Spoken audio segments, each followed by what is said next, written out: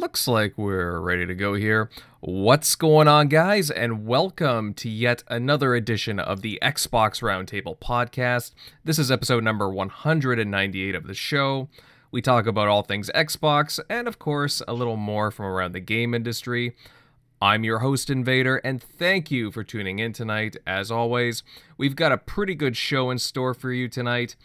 Deathloop finally released, and it's been getting some interesting scores. We'll get into all that, talk about our impressions of the game.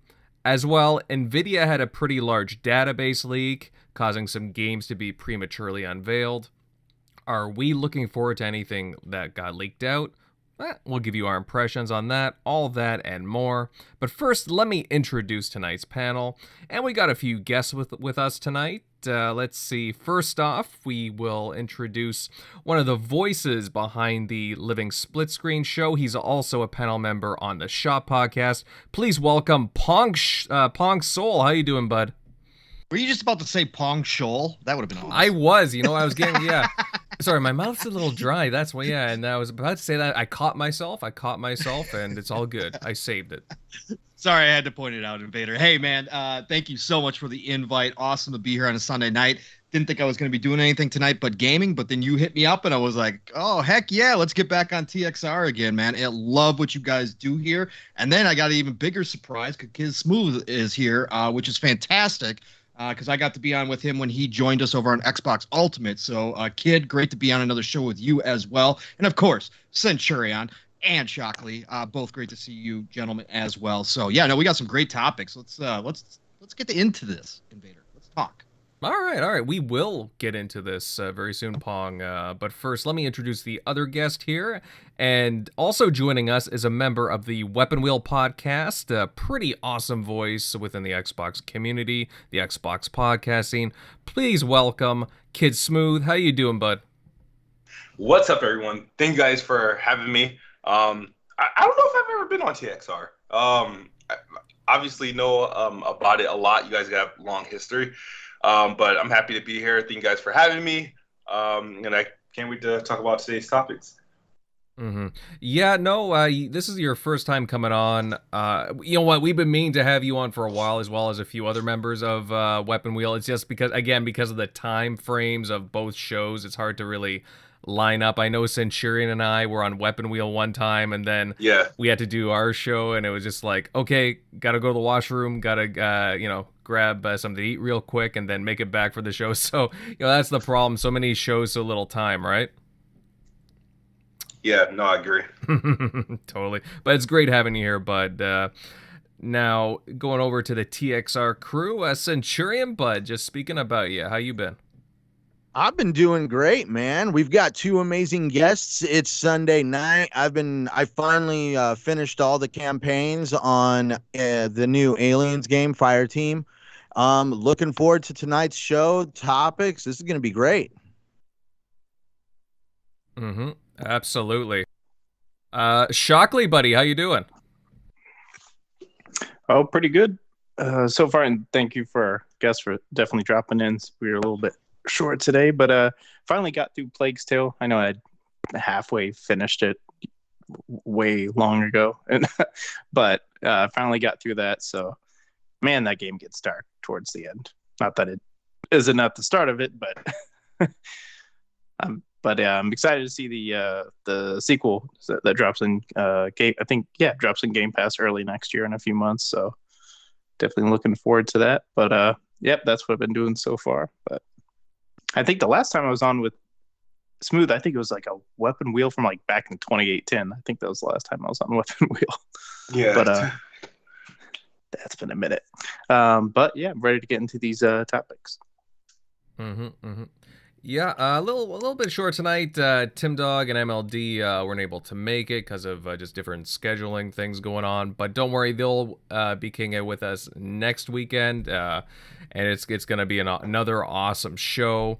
And again, guys, if you like listening to anything on the go, remember you can follow us and listen to us on various podcasting platforms, whether that be Apple Podcasts, Spotify, a whole bunch of different platforms. Just search TXR and you'll find us, and you can listen to us on the go, right? Because it's not always as convenient, watching on YouTube or the video platforms. So we give you some options. There's an audio platform too, but. Okay, fellas, moving along, and you know what? Why don't we get into the thick of things?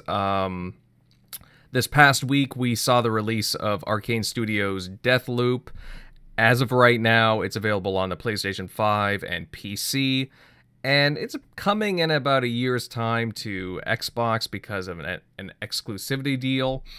There's been a lot of talk about it, some good, some bad. I haven't played the game, so I can't say, but it looks pretty cool to me. I would love to know what the panel members' impressions are of the game, and I'll start off with one of our guests here, KidSmoove, bud. I believe you've been playing through it. I even think I heard that you beat it already. What are your thoughts on the game?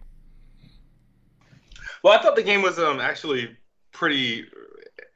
It was pretty good. Actually, if we were to, right now it's in my top 5 for the game of the years. My favorite games of this year so far.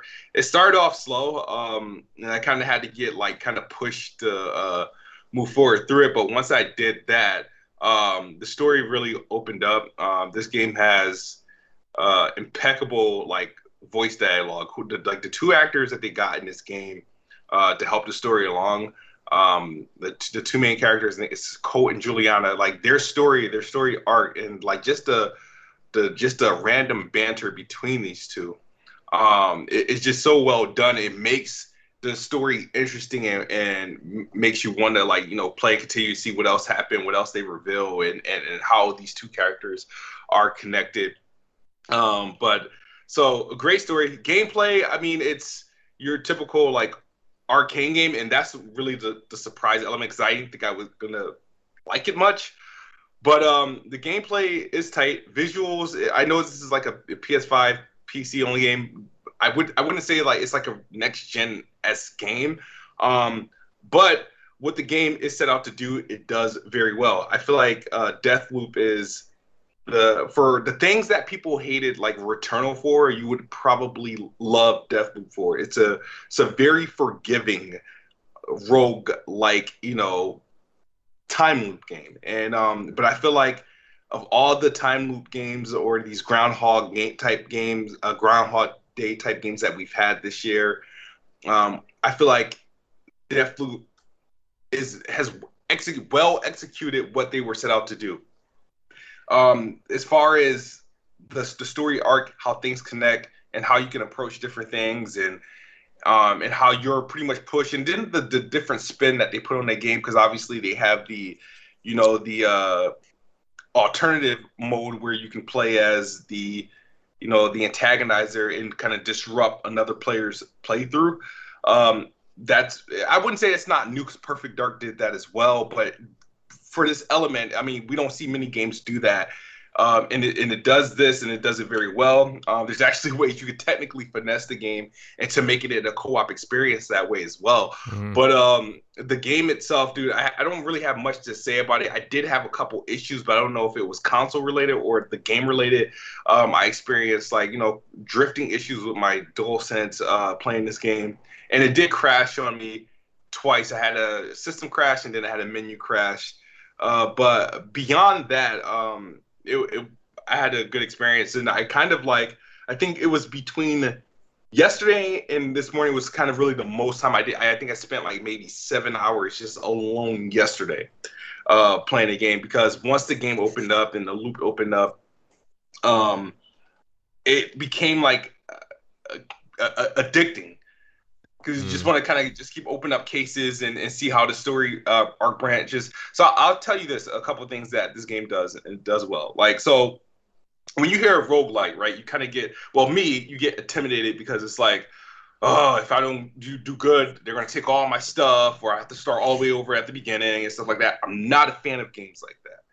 But Deathloop does kind of set it up in a way to the point, probably one of the best tutorials in the game, because they kind of simplify everything of how everything should work, pretty easy to understand. But once the game opens up and you are in the loop, it is forgiving. So every time you run through a loop, you collect things. You collect things, notes. You collect with different weapons, gadgets, and abilities. And instead of like finishing that loop, instead of like losing that stuff, you do get an opportunity to cash out those things that you picked up, so you don't lose them. You earn credits each run. Use those credits to purchase the items that you gain to permanently keep them, so that when you do die or when you do start another day, you have those items. But if you elect not to do that, obviously the next day starts, the day starts over, you lose those items. So there is like a fair way of allowing you to progress. And the game isn't meant to punish players and stuff like that, because the game isn't difficult by any stretch of the imagination. But I feel like regarding these concepts, this is probably the best version I've played. Well, I mean, as long as it's fun, honestly, that the loops make sense, and just the progression itself, again, that it's fun to go through the levels. So it's not like there's no timer to the loops or anything, right? It's like once you die, you start over the level again. Yeah, so once you for example, how it works is the game you'll eventually get to a point, and I don't think this is really a spoiler, but you'll eventually get to the point where you get restarts before you actually restart the loop, right? So, and you can get up to 2. So if you die, like in the middle of a shootout or something like that, what it would do is it'll rewind you back a couple meters back and make you temporarily invincible to protect you, so you can get back to where you was, to give you another opportunity to do that. You get that twice. If you lose 2 lives, pretty much, then that's it. You start that loop again from the beginning of wherever that loop is destined to begin at. But the loop starts, there's 2 ways to restart the loop: dying and completing the actual what you intended to do for that day. So you'll come out of a bunker. I'm trying not. There's a bunch of bunkers there, as that pretty much serves as like your checkpoint. So you'll have missions where your goal is to just either learn an item or take out somebody. But what you're doing is really for you to get through it, wait another day, and use that knowledge to complete something else that happened to complete something else within that same day. So the ways to get out of the loop, or to how the loop works, is of course it's going to restart when you die, or it restarts when you complete that objective. So let's say you take out whoever you need to take out, you grab whatever you need to grab, you would complete that loop by going back to your bunker and checking out for the day, and then that starts a new loop. And then from there, you have all these different locations that you are going to, where your objective and where your missions are. But it's weird because all this stuff is actually taking place in the same day. Oh, wow. And different time zones. So there's things that only happen in the morning, things that only happen at noon, things that only happen at the afternoon, and things that only happen in the evening. So, but when you open up the game in the menu, it does seem overwhelming at first. But once you follow your pretty much the objectives and whatnot, it does get simplified, and things do come together fairly nicely. All right. Yeah, it just again, the game's only available to PlayStation guys and PC, and Xbox guys are just kind of wondering, okay, there's very curious about the game, right? Because we gotta wait for about a year or so before it gets onto the platform, or just Game Pass overall, I would presume. But yeah, I'm seeing some mixed things. I don't think it's doing so well on PC right now. I've been hearing about a lot of like glitches and bugs, and like just general fidelity overall is not so good. But general performance, like how is it on the PlayStation 5? I mean, it's not perfect. So they got a couple modes. They have the ray tracing mode, which is like 30 frames per second, but it has like frame pacing issues, so it's not really optimal. They have a resolution mode, but it doesn't hold 60 frames per second at all. Like it's targeting like I think it's close to 4K, but you're not getting 60 frames. And you got performance mode, which is pretty much locked at 60. at a lower resolution. It's like closer to like 1440p, I believe. But that's the mode I played with. Like I tried the other modes, but I stuck with the performance mode because it was the most consistent performance. So as far as optimization wise, they did, I guess, optimize well for the PlayStation. The issues, like I said, I have ran into like bugs where, like I said, my control. I don't know if this is a controller issue because I've only experienced this horrible drifting issue when I was playing Deathloop. I didn't have this experience with like Returnal and Ratchet and Clank or anything like that. But where like literally I would sit my controller down and literally watch my guy aim directly for the sky. And the reason why I did that because I kept finding myself in shootouts where I'm fighting with my controller to aim, and I'm like, why is it drifting up? And so I was like, let me put my controller down, see what's going on. And fair enough, he was pointing up. So I had to break out a new controller to get that done. So like I said, it was weird because it only happened when I played the game. It didn't happen in my menus, didn't happen in any other game. It just happened when I was playing Deathloop. And then I had like a menu bug where I was, cashing out with messing with my inventory, and I could no longer go back. Like the buttons wouldn't react to anything, and it was just stuck at the menu. So unfortunately, you're forced to close out the app, and when you do that, you're going to start, the loop over. So I experienced that, and then a system crash, which I don't know if I mentioned, and then that was like the first day after a couple hours of play. Other than that, I mean, those were like 3 isolated issues. I think overall, though, the game was pretty much optimal. All right. I mean, that sounds pretty good to me. I mean, all games, they seem to have like, the occasional bug, which should get patched within the next week, I would imagine, or so. So I don't think it's not that much to worry about that. But that's some good information there, KidSmoove. So I know we were talking a bit beforehand in the pre-show because you never played Dishonored, right? If I'm not mistaken, or did you? I played them. I just never beaten any of them. So like I played like both of them. In either of them, I don't think I've gotten like significantly far into them. I just kind of sort of dropped them. Mm-hmm. But there is some similar things in the games like that I'm familiar with. Like there's like a couple of abilities that are directly from Dishonored that I know. Like my friend Attic, he actually played through Dishonored from start to finish. And he was also able to identify those abilities that are present in Deathloop that are directly from, Dishonored.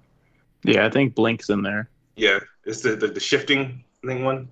That's what it's called, but I think it's called Blinks in Dishonored, right? Yeah, I think Blink is like the one that kind of teleports you across. Yeah. Yeah. Mm-hmm. Oh, yeah. Well, I think that's where Attic was saying he was upset that it wasn't Dishonored 3 that they were making Deathloop. Mm-hmm. Well, I mean, I would imagine they would eventually get to Dishonored, but I mean, the DNA is there. Like just from watching the gameplay alone, like you talked about the blink ability, yeah, that's totally there. Just the way that again you approach some areas, just stealthily sneaking around some areas. It does remind me of Dishonored. Even I know it has a different color palette, but even just the way that some of the designs are, and even some Prey too. Like I'm seeing, like I look at some weapons and I'm like, that looks like some Deco inspired Prey stuff. So just art style wise, I see like a mix of different things in this game. It just has me very curious, to say the least.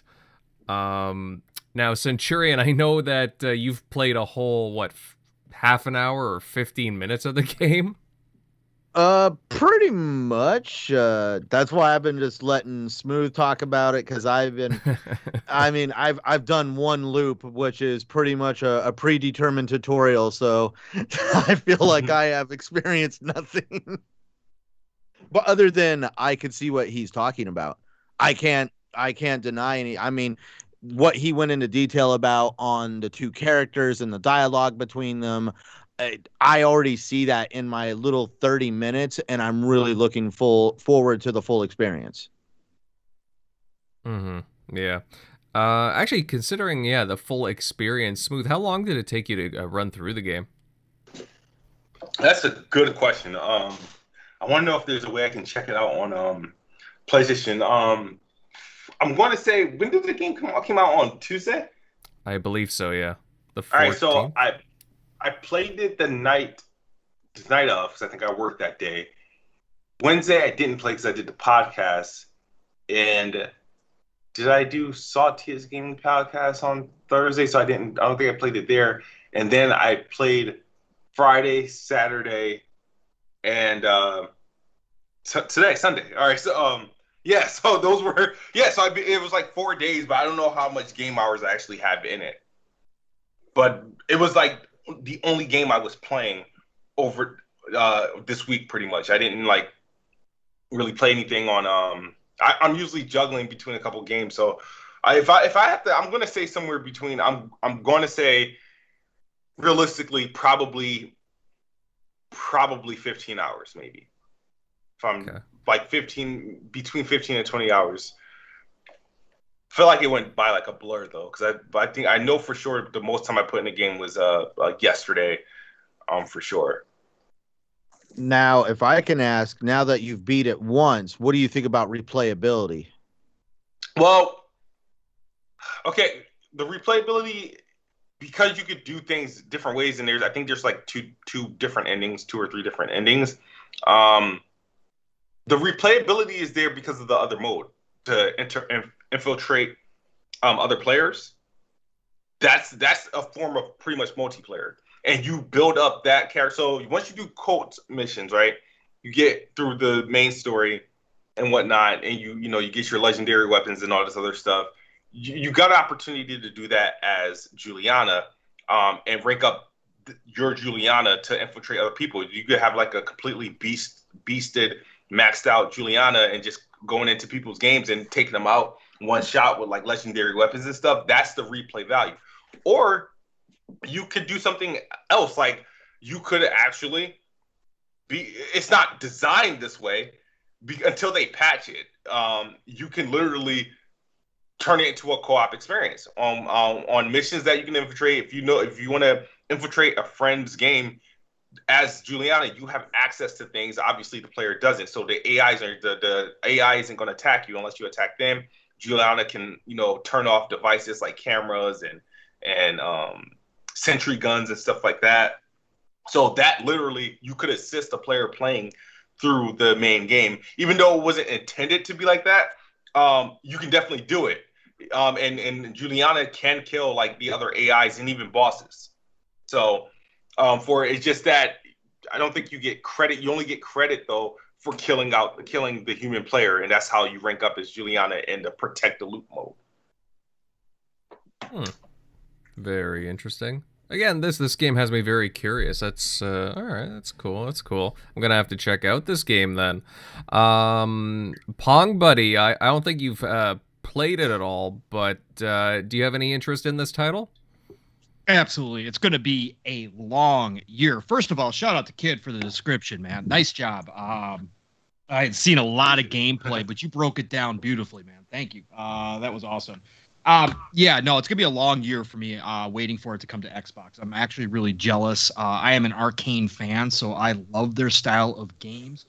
And, from watching people play and from, obviously reading the reactions, the opinions, the reviews on this game, it sounds like Arkane's hit this one out of the park again. I know some people have some different opinions, and that's what Arkane games generally do. Critically, they're always received very well. Commercially, they're not very big successes. And then you have a bunch of people who say this game is just not for me. And that's kind of where the Arkane games fall all the time. And it's kind of sad because Arkane is so extremely talented. They bring so many unique ideas, mechanics, art design, all of it is, you can look at an Arkane game and go, that's Arkane, just by looking at it. And that doesn't happen all the time in this industry. So I am a big Arkane fan. I am so happy that Leon, which was reportedly on the chopping block at one point until the acquisition of ZeniMax by Xbox went through. for them to have the security that they now do to be able to put out a game like Deathloop that we may not have gotten at one point if they were closed down is truly speaks to their special abilities over there, their special talents. So I, first of all, shout out to Arkane Lyon for what they've made here. I think that this game has its I think it's a lot like other Arkane games that they do so many things so well that the games kind of fall into these in-between places. They don't necessarily fit into one genre. And that's why I think people have a hard time. Some people have a hard time, deciding whether or not they enjoy the games from Arkane. And Deathloop appears to be no different. I was one of the ones that was very tired of seeing Deathloop at every single show. I had seen enough, right? I had seen plenty on it. And I was like, all right, this enough's enough. I'm hyped for the game. I want to play the game. I'm not, not one of those people that don't like Arkane games. I really want to get my hands on this. But man, we've seen enough. Now that the full game is out and everybody's been talking about it and the descriptions, just like Kid gave us, and all the different things that you can do within the game itself, those videos that we saw, those behind the scenes, even the gameplay, did not do this game justice in any way, shape, or form. I feel like this game is so much more than what was shown to us. Like, my initial thoughts were that it was more linear, that it was like almost like a runner type game where you had to memorize kind of the locations of the enemies and get that down, and go through that kind of loop. Now I come to find out, once the game's released, you can go explore. There's all these different weapons you get to find. You get, obviously I knew there was going to be abilities involved because that's one of Arkane's specialties.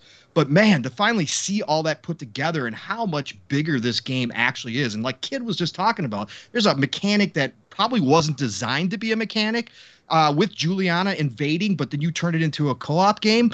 But that's there now. Like, that's going to be out there and people will probably do that. That'd be kind of fun, man. Actually, when Kid was describing that, it's the first time I've heard that. And I was like, wow, yeah, that's a whole nother option, especially when it comes to replayability, like he was describing. So for me, I'm just happy this game exists because there was a chance this might not have existed. And I think that studios like Arkane are important to this industry to continue to push the medium forward. We see a lot of innovation from indie titles because they can take big risks that triple A's just necessarily can't because, again, they've got to be popular, right? They got to be big. They got to sell a lot. So they can't take those risks. Arkane's one of those bigger studios that does take risks no matter what. And they push the industry forward and they try new things that maybe others would not do. So I'm excited for that. Again, I'm so happy they're still around. And this is a big win, not only for Arkane, not only for the PlayStation players who get to actually play this now. And I hope they do make this a success for Arkane because they deserve it. But it's also a big, gigantic win for Xbox at the end of the day, because come next year, when this drops into Game Pass, they're going to be able to advertise the heck out of this thing with all of these, potential Game of the Year quotes, all these 10s out of 10s, whether it deserves it or not. Again, reviews are opinions. So at the end of the day, it is what it is. And I understand why people question whether or not it should be a 10 out of 10 game. But they're going to be able to advertise this, and it's one more piece into Game Pass that Xbox gets to go, look, we got another Game of the Year contender, drop it into Game Pass. If you hadn't had a chance to play, come on over, get it in Game Pass. So it's a win-win-win for everybody involved here. And that's big to me at the end of the day. So, again, kudos to Arkane Lyon. I can't wait to get my hands on it. This is going to be one long year for me. Even though we've got plenty to play, I'm not worried about it, but I still want to get my hands on this game. So I am jealous, but you know what? I'll be ready day one next year when this thing drops. I'm going to be there. I'm going to be playing it, and I'm excited for it. So those are my thoughts. Oh yeah, it drops same day as Starfield. Yeah, don't say that because then it will be ignored for a while. Oh man, no, that's definitely not gonna happen. Yeah, I know. But that would be interesting though. But I am curious to see how PlayStation consumers, PlayStation fans, support this title, because this is going to be the last Arkane game that's going to be available on PlayStation platforms. And then again, because of the buyout, the ZeniMax acquisition, yeah, this is the last game from them. So I'll just be curious to see the sales numbers on this one. Again, I'm not like a huge like sales guys. I want to see. I use it as just a metric just to see how games are being supported. I'm not really want to like really tout them, but I will say though that again for the PlayStation consumer base, I'll be curious to see the numbers coming out of there, because I hear a lot of Xbox guys saying, "Oh yeah, we can wait. Even some of the guys that own both the Series X, S, and the PlayStation 5. Like myself, I'm a multi-console owner, but I'm gonna wait a bit. So I'm kind of curious to see how the numbers are gonna go. Shockley, I can't remember. Are you gonna be picking this up, or are you gonna wait? We'll see. I mean, right now I still need to finish Scarlet Nexus, Near Replicant, and Tales of Arise that I just bought.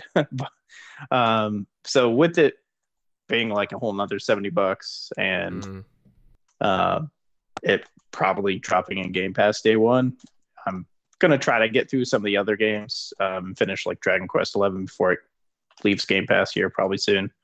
So I might wait if it goes on a sale and I've gotten through some of those games, and yeah, maybe. But yeah, I'm definitely excited for it. Loved the first Dishonored.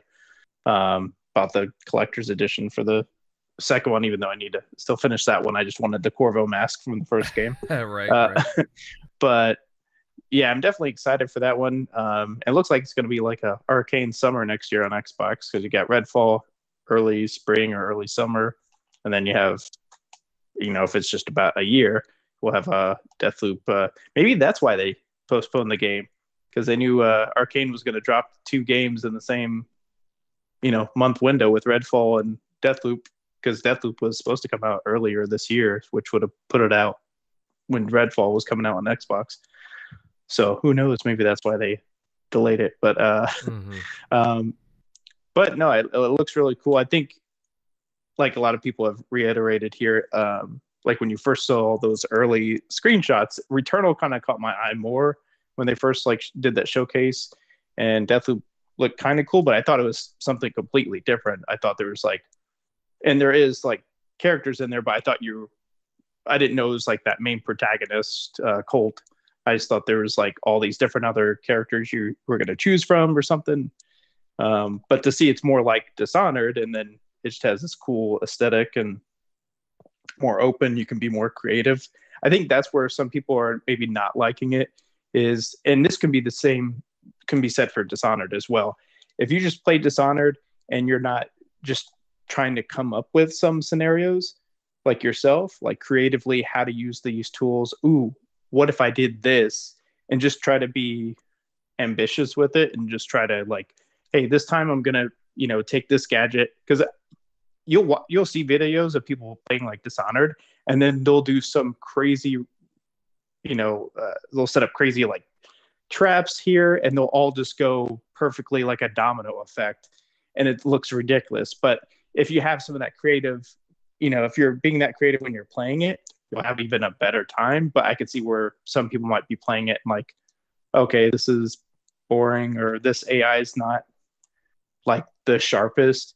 But some of that can be said in some of the Dishonored games. It's it pretty decent AI, but it wasn't amazing. But the cool thing about it was the creativity with the tools and the abilities, which is something kind of like what you have in here. So I think if you're just going into the game and taking advantage of what Arkane gives you to be creative and do all these cool sick assassinations, and because I guess you have to plan out your day to try to take out the people you're supposed to kill all in one day, so you have to, I guess, apparently manage your time and stuff. So it sounds pretty cool from now what I understand what it is. But yeah, because early on it was kind of looking like it was something else, but I think maybe that's why they kept trying to show those trying to show so much of it each time, because I think they were probably getting feedback of people not understanding quite exactly what it was when they first announced it. But yeah, we'll see. Hopefully maybe I'll pick it up if it goes on drops at sale. Because that not that I don't have, because I do. Game Pass saves me so much money that I just dropped on the Rise, and having spent like more than like 30 minutes on it.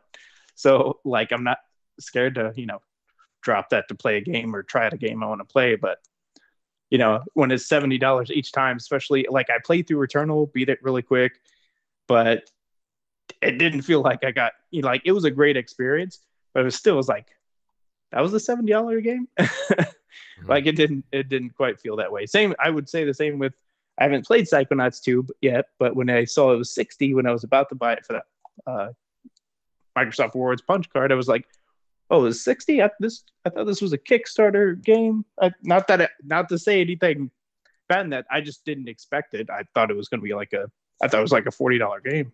But I apparently with all the content that I think Microsoft, because I think early on there wasn't going to be as many boss fights, so maybe that's why I had that kind of indication in my mind from what the Kickstarter was. Mm-hmm. But I guess they added a bunch of that once they got Microsoft funding, so that I didn't know. But I don't know. Sometimes some of that, not that I'm against $70 in totality, but I was just like, there's just so many of them now, so it's like, maybe I'll just hold off a little bit, especially with the that tax you're getting up there close to $75. So it's like each one, and then you don't know whether you like it, like some people have indicated. So yeah, no, but it costs like a little bit over like $90 you're in Canada, here, so you get super screwed.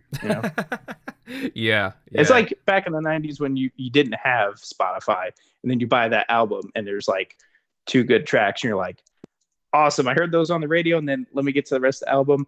Oh, those were the 2 good tracks. That was it. Oh, okay. Mm-hmm. And then you wasted, $10-15 on an album that you are going to listen to more than like a couple times. Oh, yeah, been there. I think we've all been there now that I think about, oh, man. Yeah, I have a lot of albums. I'm just like, literally, I just bought this for the one song, but whatever. But yeah, guys, I mean, either way, Deathloop, it's shaping up to be a pretty well-received game overall, despite some, some annoyances, some glitches, and so on. But I guess all games have that. Either way, I'm looking forward to it eventually, eventually making its way to the Xbox platforms, and as of right now, it seems like a good game for the PlayStation 5. So kudos to Sony for, I guess, securing this for now.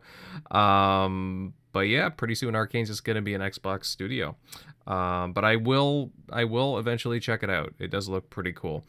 Okay, guys, I think we will move on to another subject. And earlier this week, NVIDIA had a big leak of its internal database, and a large number of games got outed, many under different project code names, including a number of Xbox Game Studio titles, some known and others not so much, really. I mean, I would like to know everybody's thoughts on these leaks, starting off with you, Eric. Shockingly, what do you think of these leaked titles? Did any of them catch your attention, Shock? I would say probably more the Project Cobalt from Inexile. I saw the other one that was, I think it was codename Indus from Oxide Games. I haven't played I used to play a lot of RTSs that were more like Warcraft 3 back in the day and stuff. But I don't know. I haven't played I didn't play StarCraft 2 or even though I played the hell out of the first one in the late 90s, early 2000s. So I don't know if I have the patience to, or just want to play RTSs in this day and age. So that one doesn't pique my interest as much, but definitely the Cobalt one from what was being reported, kind of like the steampunk, Victorian, kind of like that kind of gives me a feel of, it wasn't full on that, but it had a lot of similarities with BioShock Infinite. So that had a lot of that similar aesthetic. So kind of like a, darker, grittier. I think they had a picture in there too of one of their leads on art direction. So it'd be cool, setup from if that kind of gets that type of feel. Victorian steampunk RPG. Now I don't know if it would be, because I know there's Wasteland that was kind of more of like I didn't get too deep into it, but that was from what I played, it was kind of like Gears Tactics, right? The Wasteland. Not exactly, but I mean, I guess it's comparable. Or XCOM, something like. Yeah. Kind of like that style. Oh, okay. But that'd be cool if it was just kind of like a, first person shooter RPG. Totally down for that. Even though I know some people want everything in third person, but yeah, from what I'm hearing, that one sounds pretty dope. We still don't know too much on the Project Dragon. I know Jez Gordon has mentioned that quite a few times. So I'm not sure if that's Project Dragon really is like in the sense of what it's supposed to be, kind of like an Avowed or something like that from IO Interactive. So we don't know too much on that. We already know what the Typhoon one, which is the Contraband that they announced, but otherwise, yeah, I mean, it seems like they have a lot of other projects outside of like some of the first party. So like with IO Interactive and the ones that are making Contraband. So it's cool that they're, funding some outside projects. They haven't totally given up on that, because that wasn't their problem per se, but it was just that so much of it early on Xbox One was like only that. So when something didn't hit quite as much, like Quantum Break got a lot of shit that it probably didn't deserve. Yeah. Whereas like when Control was kind of like by itself and didn't have all the pressure riding on it, even though there's some parts of that are, maybe not amazing, it still got a lot more praise because it wasn't, it doesn't have this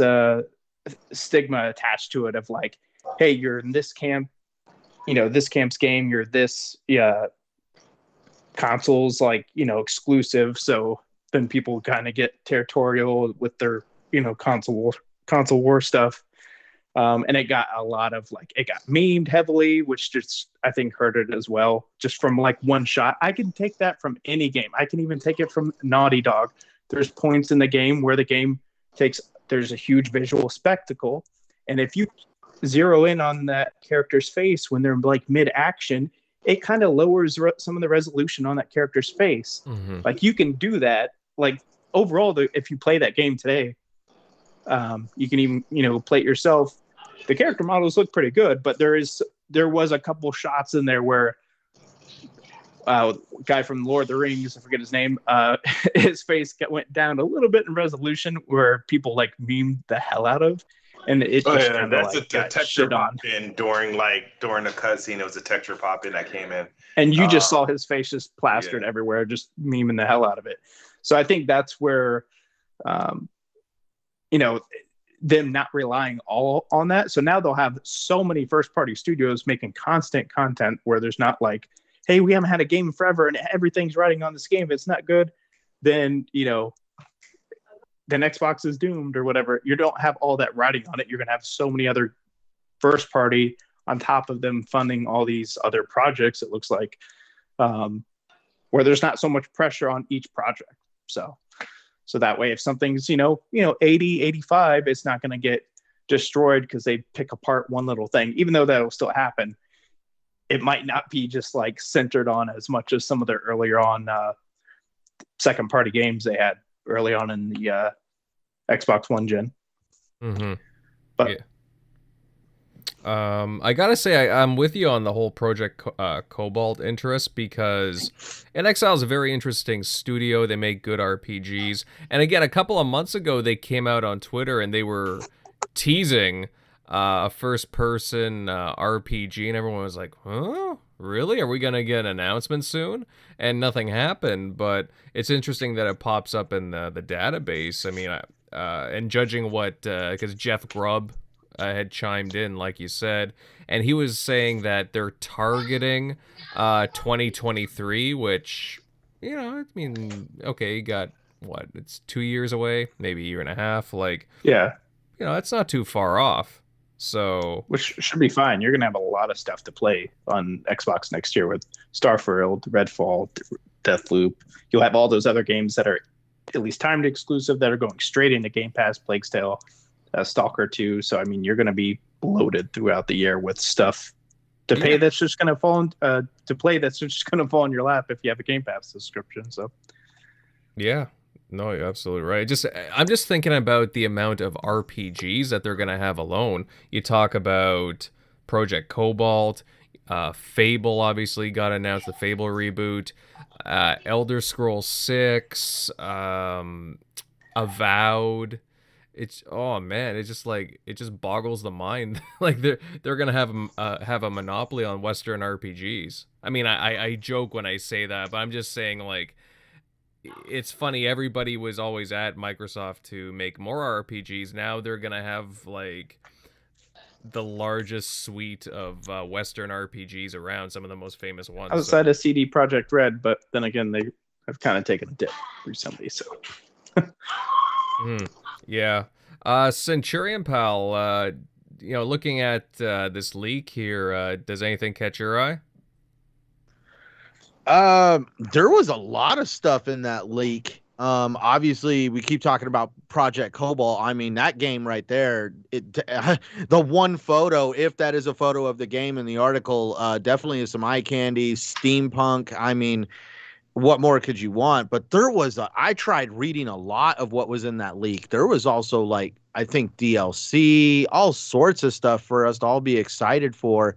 And I mean, God, I wish I could remember some of the names we saw in there. I mean, I really did look at the leak. There was just a lot of names in there. Did any of them stand out to you, Invader? I know I'm not trying to pass the question. Well, Shockley had mentioned this to the Well, it was listed as Oxide, but it's Project Indus. Well, that's what a few outlets are saying, like Windows Central. The strategy simulation game, and presumably it's being done by Arkane Studios. That's where the whole Oxide name comes from.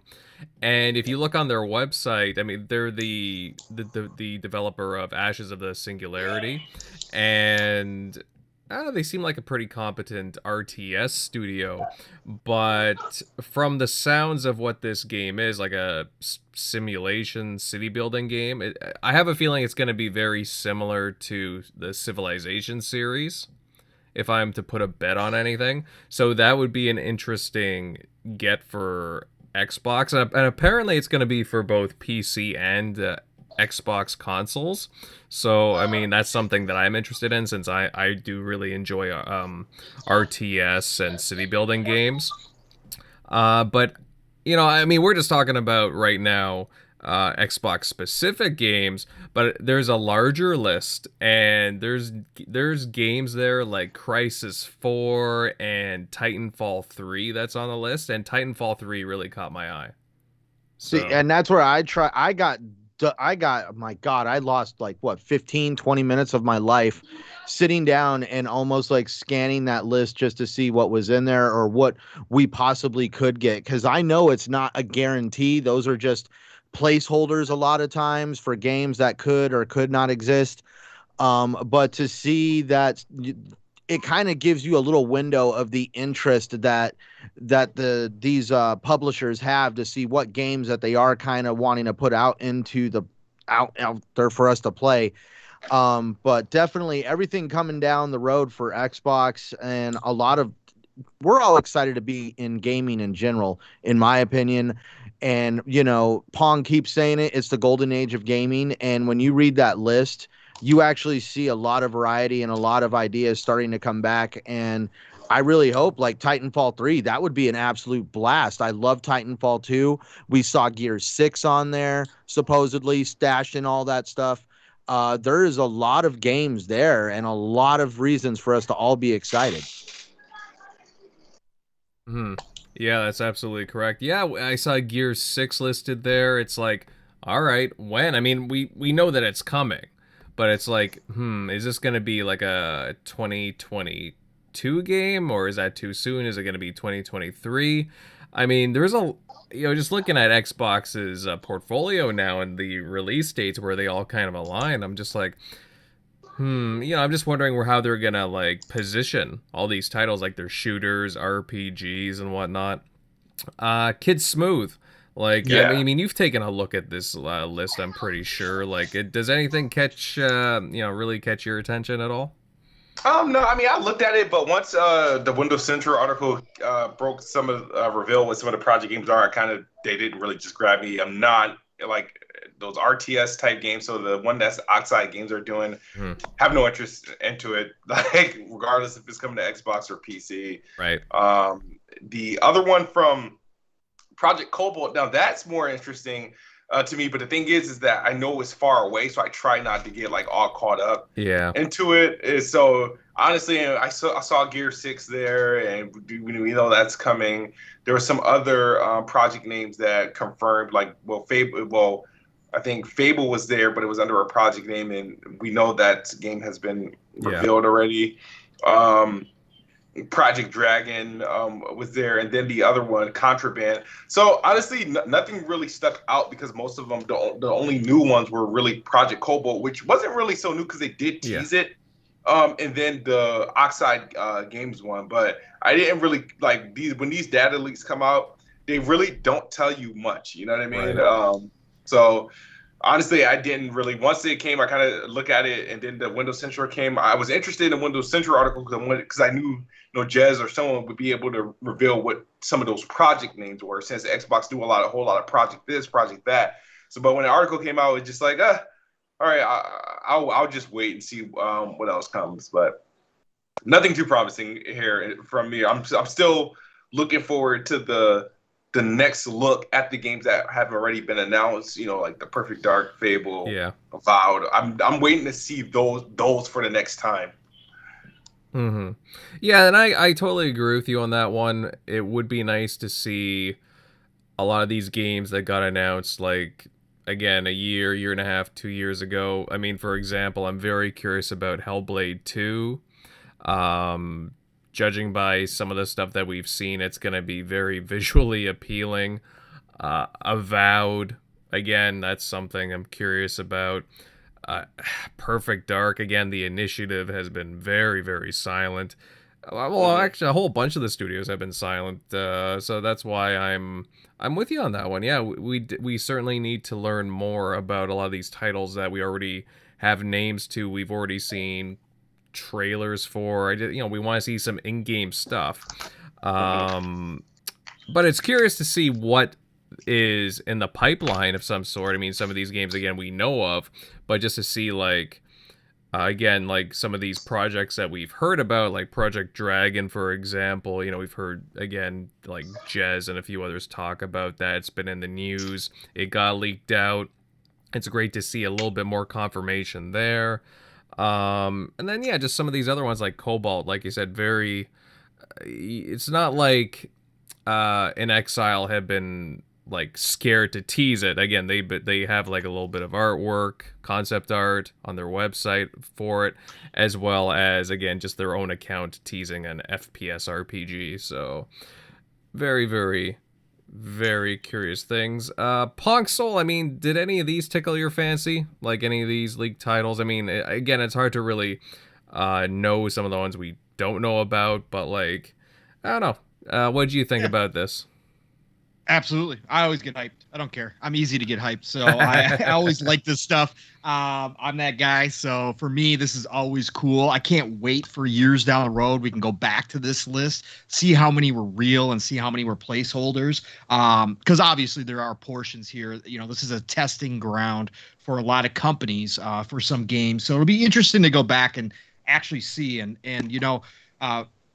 Nintendo wants to win me over. Make that Final Fantasy Tactics remake a reality, okay? I might actually just go buy a Switch for that if you guys go ahead and do that. So, but as far as the Xbox stuff goes, absolutely. Project Indus, I have been clamoring for a long time that we need more RTS /strategy /sim games on console. I have even gone so far as to say, make them keyboard and mouse required. I don't care. Just give us more of those games on console. I'm a big fan. I want to be able to play Total War on my Series X. I want this stuff to happen. So to see something like this come out of nowhere, and to know that, that Xbox is working on this stuff with Oxide, and they're going to actually bring one, and we suspect that Age of Empires 4 will eventually come to console as well. That gives me hope. That gives me a lot of hope. There's a couple other ones coming out this year as well that give me hope. But to see this specifically, I was extremely excited. So I can't wait to see more on it.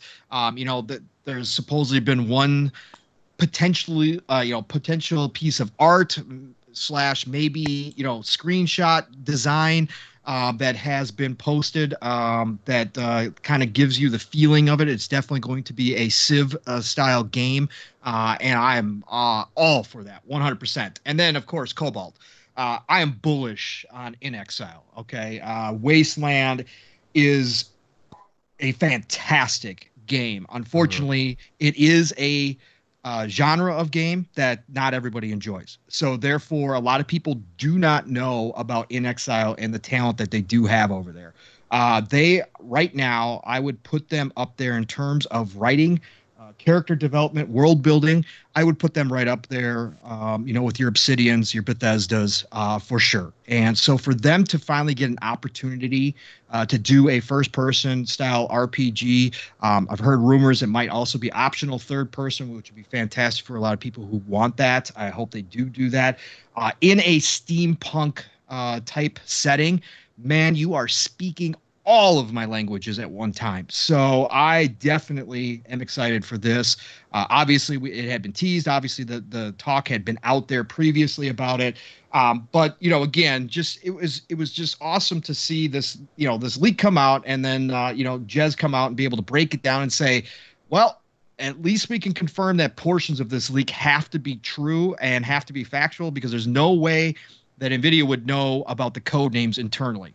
So that was really cool. But yeah, no, I can't wait for In Exile to show us something on this game. I know a lot of people are talking that it is further out. I'm hoping we get to see at least a glimpse like we did with Avowed, earlier, maybe the VGAs or something, because I really want to see what their vision is. I just want to see a glimpse of it. I know we won't get the overall feel or, even understanding of what it's going to be, but I just want to see it. I'm like, I'm that kid who goes and runs around and finds all of his Christmas presents before Christmas. Okay. So I want to see everything. I don't care. I don't care if it's early. I don't care if it's CGI. I don't care, whatever. Just give it to me, because I want to know about it. So very cool stuff there. Obviously, like Gears 6, that kind of stuff. We knew that stuff was coming. So that wasn't a big surprise. Again, whether those were placeholders or whether that was something they were I doubt they were testing anything, because they're not even working on Gears 6 supposedly yet, outside of just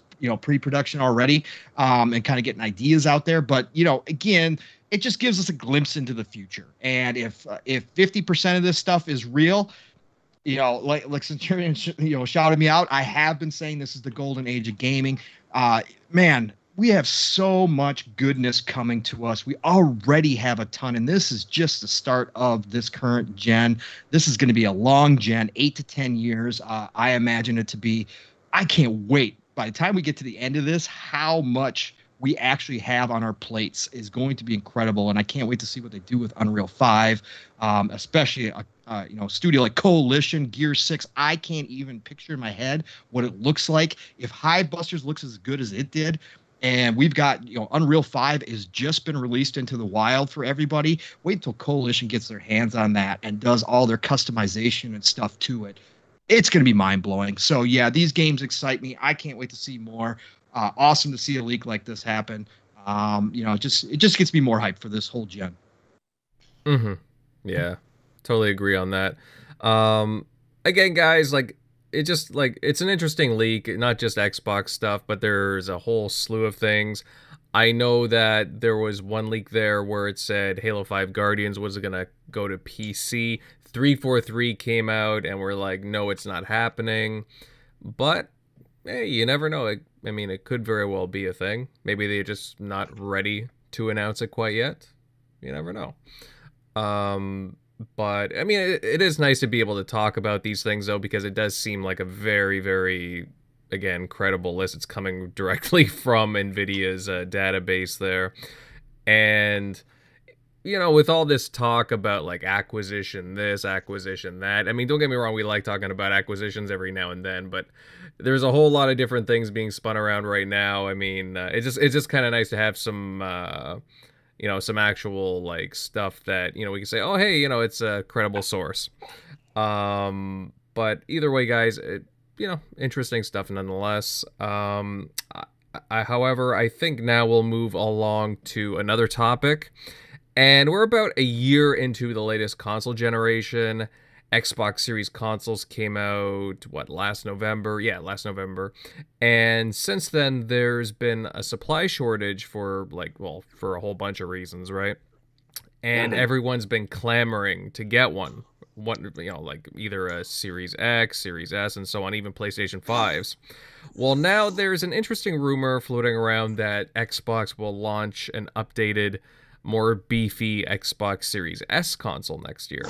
Now, this rumor comes from YouTuber Moore's Law is Dead, claiming that Microsoft will release a faster, more powerful Xbox Series S in 2022, so not too far away, next year. And it will cost a bit more.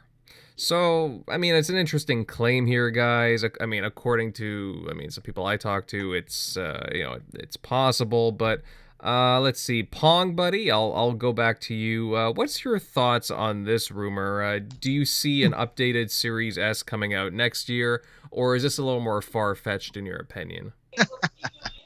I never deal in absolutes because anything is possible, okay? But this one here, this is about as close to an absolute no that you can get. There's no way this is going to happen. Now, I could see the potential for them to obviously, do something like Sony and come out with, a smaller, cheaper version, lighter version, whatever you want to say, just, a trimmed down version. As tech gets better, we've heard about the 6 nanometer being ready to rock and roll pretty soon here and that kind of stuff. But as far as more powerful, as far as being a whole, refresh or, whatever you want to call it, absolutely not. I don't think it's going to happen. The chip shortages have affected this entire current gen already. That's why I just got done saying I believe this gen is going to be probably the longest gen that we've had in terms of consoles. I think this one definitely could approach the 10-year mark easy. So do I think we'll eventually have some type of refresh? Yeah, I think that's part of the standard operating procedure at this point for all the companies is to do that within a current gen. But this one right here, this soon, this quick, absolutely not. They're not going to do it. Like I said, I should take absolute out of there because I just said I don't deal in absolutes, but this one is close. 99% sure. 99% sure this is not going to happen. It just makes zero sense. They are fighting for every little bit of stock as it is right now. We know there's some help on the way that, we're trying to build some stateside manufacturing plants to try to alleviate some of the issues, the shortages, but those are going to take, a year or two to get up and running. I mean, there's just no way in the middle of what we've got going on with the entire world right now that they're even close to thinking about doing something like that. In my opinion, again, this is all opinion. So I think this is kind of a BS report, or it was a report, that had come up that there was, plans. We always know they're planning for the future. So we know there's talks. I mean, Phil's confirmed, of course, they're looking at more consoles. They're designing their next console right now as we speak. So that's always going to happen. But the time frame wise is what I have an issue with. So I definitely do not give credence to this one here. Yeah, and I can see what you mean. Like, it's already been tough trying to find one of these consoles as is. I mean, maybe you'd be lucky to find a Series S more than a Series X by far. But again, they're having a hard time getting these consoles out already. It's it's certainly an interesting rumor. I can't see it coming so soon, especially within like again, a 2-year time frame. I mean, it's possible that it could be confusing. Like, again, look at what PlayStation's doing. The update, right, to the the cooling side of the, or whatever it may be, right? Yeah, Just they're they'll always going to update. look to make the consoles cheaper, right? So they can start making money on the consoles. That's what Sony did, right? They're trying to find ways to do that all times, because right now they're losing money on the consoles. So they gotta try to rework it, and if they can find cheaper parts, or they can slim it down, trim it down a little bit, so that these production cost wise it goes down, so they can start making a little bit of money off the consoles. That's what they're going to look to do. Yeah, it could be something, again, where it's like the PlayStation heatsink, they replace that, they cut some of that out, made it a little less hefty, I guess you could say. But it's still the same console overall. Shockley, buddy, I would love to know your thoughts on this. Do you think we'll see a refresh like this early coming next year to the Series S, or is this just a load of BS?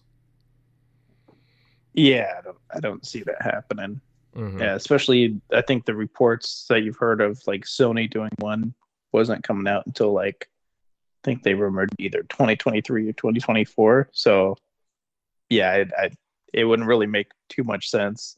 Like they planned that out, and they planned it out later than what at least the reports were for PS5. Apparently that was ready to go a lot sooner, and they even potentially thought of launching it in like 2019.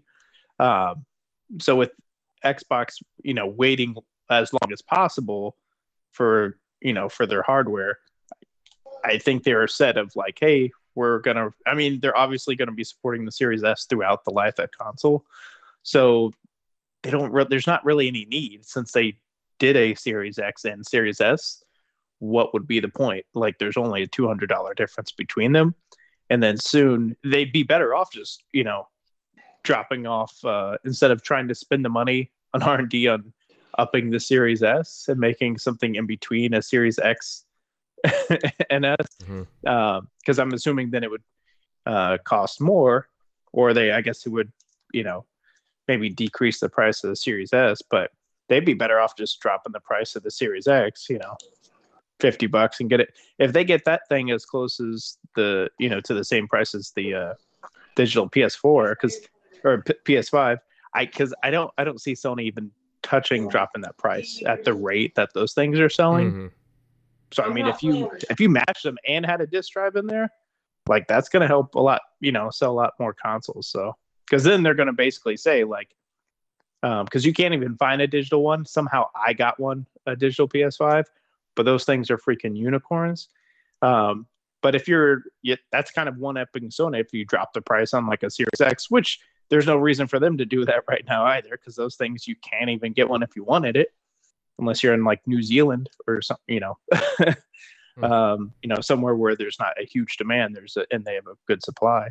But that'd be a huge boost right there, because you'd be like, hey, we have a more powerful console, comes with a disc drive, and it's basically $100 less than, say, the PS5. Like, then that's saying something on top of all the Game Pass value. But yeah, they'd be better off just doing that than wasting the money it takes to spend on like R&D for a new performance level. And that's probably going to give more a headache to developers.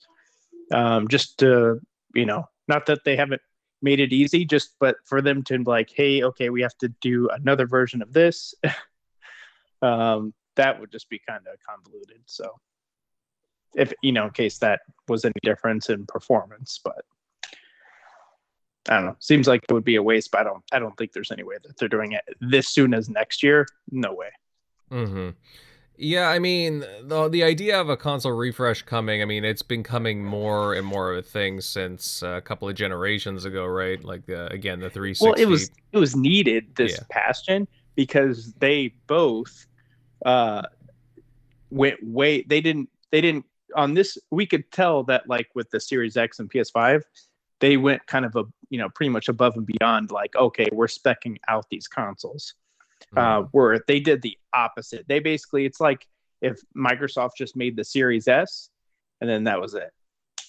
Like, or basically like they took like maybe the Xbox One X and then just because basically the Xbox One X is basically what the Xbox One should have been. PS4 Pro is what the PS4 should have been, but they went really like the second Xbox One and the PS4 dropped those base models. The day they dropped, they were way behind like PCs at that time, and not near as much ahead of the other consoles like 360 and the PS3 as they should have been. So, yeah, and that's why they had to do those refreshes. Like those things were not that far advanced over the other two. So, yeah, I remember the conversations when they first dropped. It's like the games look cool, but yeah, the hardware was a little underwhelming to say the least, like you're saying. Let's see, Centurion, buddy, I would love to hear your thoughts on this because, again, like I was talking about with Shock here, you know, a refresh, you know, isn't out of the ordinary nowadays, and I could see them happening a little more often, especially with the talk that we're having here. But do you think that we would get this one so soon, especially, you know, in the current global situation we're in, or is it just like, or is this just kind of a load of BS? So what do you mean, like a load of BS? As in, like they're never gonna do a refresh, or? Well, no, just like the claim from this YouTuber that you know, hey, they're gonna have a refresh based on his, you know, the sources that he has, that it's gonna be happening next year. Do you think that's way too soon, or is it plausible? I think that's way too soon. Way too soon. We are having a difficult time getting consoles into people's hands, no matter what side of the fence you want to be on, what your preference is in gaming is. I remember for a while there, Nintendo Switches were even scarce. You still have to kind of look around for them now. The demand right now is so heavy. I think it would be a very bad time to try to refresh the console. I think you'd rather first make sure that consumers are able to get their hands on them, because there's also a big problem with scalping, in my opinion. But the big nail in the coffin for me on the whole conversation, which made me chuckle, was because I hate to kind of be what I do for a living. I do deal a lot with manufacturers over in China. I actually can name off a couple names right now to prove it, but so to put it out there, one cargo container from one of the companies I deal with costs $17,000 to just put it on a boat and bring it over to the port of entry in Los Angeles. They were subjugated to a 25% invoice, value of invoice. Basically, whatever they declare that container is actually worth, they have to pay 25% to U.S. Customs to allow it to come in. And by the time they were done, this cargo container came out to like $28,500. And that was just shipping. Ooh. That didn't include the value of the materials inside it. Right now, shipping is at an all-time high. Getting things moved around the world logistically right now is a complete nightmare, let alone sourcing materials. I don't think PlayStation started nixing the heat sink to be vicious. I don't think they did it to cut corners in a way.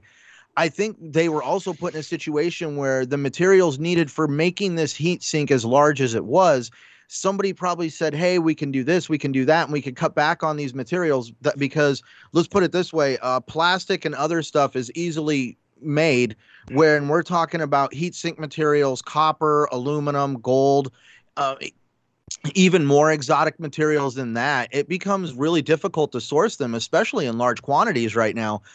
And that's where to sit down and say, I'm going to make a more high-powered console, and let's also put it in. Microsoft doesn't do anything simple.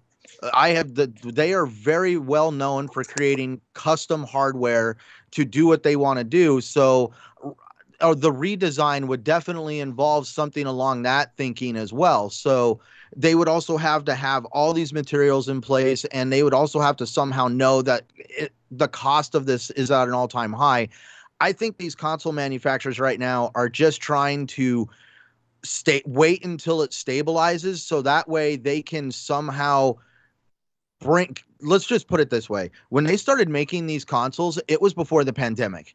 And all of a sudden, the pandemic and a whole bunch of things started happening, and cost of materials, labor, all sorts of stuff started skyrocketing. And we saw the cost of everything go up worldwide, and the cost of game consoles stayed steady. They absorbed a lot of that cost that went for the skyrocketing of materials and other stuff. And I really do feel that right now a redesign would be a bad idea, because they should just wait until things stabilize. What I've heard, things, at least in the shipping world, will stabilize sometime after February of next year.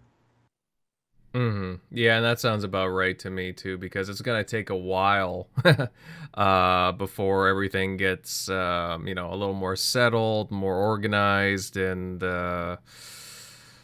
yeah, I mean, look at all the the chip shortages alone, right? So yeah, Well, it gets worse. Like, yeah, now the chip shortage, like everybody, like the chip shortages. It's not like the place where they're manufacturing these chips is across the street from the hole in the ground that they're mining this stuff out of. They're not just like passing it over there. There's a large logistical thing that has to take place for materials to get from the mine to the manufacturer to create the part, and then it goes out to the other manufacturers to go into their products. And I mean, it's at a snail's pace right now. Right. No, that's an interesting. No, that's some good insight, especially with your job there, Accenture, and I'm glad you mentioned Sorry, that. I'm not trying to go up on a tangent. That's why when I saw that, I was like, yeah, if they love just setting money on fire right now, like, sure, yeah, throw a lot of money at a situation that regretfully you're just waiting for it to normalize. Well, all right. Well, it seems like again the show's building a consensus that, yeah, it's I don't know. It's looking like it's not likely that this is real. But KidSmoove, I'm curious about your take on this with this whole console refresh already. Do you think that we could see one like coming that soon, or is this just kind of a big giant Yeah, I'm lie? not buying it. I mean, this was more his law is dead. He's been wrong more than he's been right. It doesn't make sense at all. It's still hard to get a PS5 and Series X as in their current existence. So where are they going to get these parts? Where they're going to get, like, if they can't mine the original stuff? Why? It doesn't make any sense. I don't. And you think about what the Xbox Series S was targeted for, the price point, and introducing a powerful, weaker Series S, a more powerful but still weaker Series S. Who are you targeting with that? What will be the point? And remember, and I feel the rumor has it that Xbox was having a tough time determining, whether to do a Series S itself. I'm not sure it would serve any purpose. Do I think a PS5 Pro will probably happen? Maybe. Do I think a Series X2 and Series S2 would happen? I think those would be the actual next gen consoles. I don't think we're going to get your typical next gen refresh, for the simple fact that these consoles are current. They're like the tech that's in them. They're not behind anything. They're already in. They're like current. Like, this is the first time we had like both consoles are targeting like new hardware from AMD. Like the stuff that's in these consoles came out the year the consoles came out. They're not like using like stuff that's been out for, like, I think the Xbox One and PS4 was using 2010, 2011 base like stuff at that point. So there's not really a need. Nobody's like both the consoles aren't even like in a lot of people's hands. I don't know where PlayStation's at in sales. I think PlayStation might be at like just over 10 million. Xbox is probably somewhere at like 7 million. That's not enough to introduce a mid-gen refresh next year. So yeah, it was, when I first heard it, I was like, this is baloney. I was like, the most they're gonna do is do what PlayStation did just recently, and yeah, their parts are gonna become cheaper. Parts are gonna be more efficient, but we won't actually see. They won't change the name. It will be the same packaging. It might be slightly different innards in our consoles, but nothing to make a actual difference for us. And yeah, just really a load of baloney. Honestly, there's no new consoles coming next year. Yeah, we haven't even scratched the surface when it comes to the power of these consoles. Again, we've only had them for, a year in our hands. Of course, as somebody mentioned a few minutes ago, these console makers, these manufacturers, they think ahead of time about what they want to do. You always have to have some kind of a plan in mind, and you test certain things and whatnot, but nothing's gonna be out this soon. Again, plus I honestly think that you would piss off some people just by announcing more refreshes this soon. So I don't think it would be a good idea anyways, but I mean, it's not something that I can get behind. I mean, sure, I think that refreshes are going to be more and more becoming a thing, but at the same time, it's just too soon. At least 3 to 4 years, I would say. At least 4 years, but nothing this soon. No, because I think a lot of people would just think, hey, I just wasted money. So, I don't know, that's just me. But I don't know. I don't really see the validity in this. But just interesting talking with you guys and what your thoughts were, because I know a lot of guys in the chat are still looking for these consoles already, the Series XS and even the PlayStation consoles. So. Just trying to get your hands on one is interesting to say the least. But I think on that note, guys, we will move on to the last topic of the night. And a few days ago, THQ Nordic had its 10th anniversary digital showcase. And they ended up announcing 6 brand new titles, some of which included Destroy All Humans 2, Reprobed, it's a remake, Outcast 2, and MX versus ATV Legends, just again to name a few of the titles. Centurion Bud, did anything announced by THQ Nordic here catch your attention, catch your eye, or was it just meh in your opinion? Actually, no. I'm pretty excited. I mean, I'm gonna be just blunt. I love Destroy All Humans. It's kind of funny. I hate having ADHD, but the trailer for the first game remake in 2020 had me with playing Rammstein, and that's where I got to enjoy, because I never got to play it originally. Sorry, I never got to play it originally. And now I get to play the remake, and I've been having a lot of fun. And then when I saw the trailer for Destroy All Humans 2, again, they went back to Rammstein, which made me laugh my ass off. It totally looks like an absolute fun time. I need to get Destroy All Humans out of the way so I can play this one. But then there was other games on there. The Outcast game, I think, didn't Microsoft give that away to us for it was a Games with Gold title. Games with Gold, yeah. And I even grabbed that game. So I was like, oh, I can actually play the game before this. And I want to know more about it because it actually looks like a very good game. My wife happened to see the SpongeBob game. That right there totally excited her. She loves SpongeBob, so I'm gonna end up probably having to get that for her.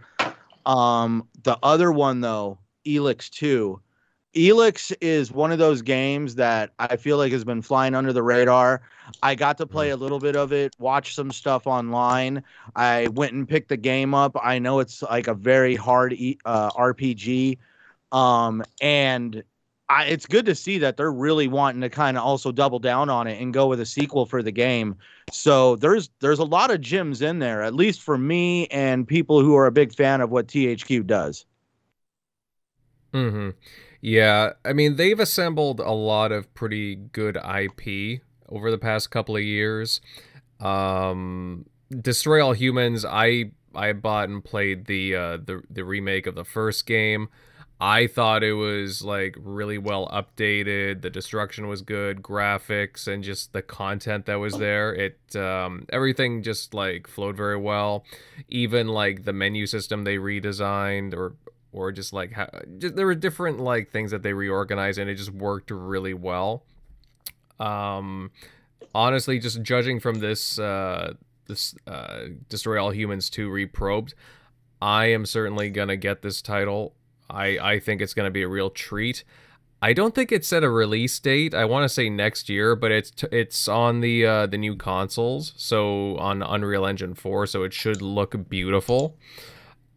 Outcast 2, I mean, this is a sequel to a beloved game from, like, again, years back. Like you said, Centurion, Microsoft had given away the first game. I think it was like a remaster. And I thought it was all right. It didn't really blow me away, to be honest, but it was okay. But this is supposed to be an open world third person game. The non-linear story aspect with like a dynamic plot system really caught my eye. So I'll be curious to see where they go with this. And yeah, I mean, I don't know. I thought it was pretty good for what they announced. Again, not everything's gonna catch your eye, but I thought they had a good assembly of games. Pong Buddy, I don't know if you caught anything that THQ announced. I don't know, what's your take? Did you like anything they showed?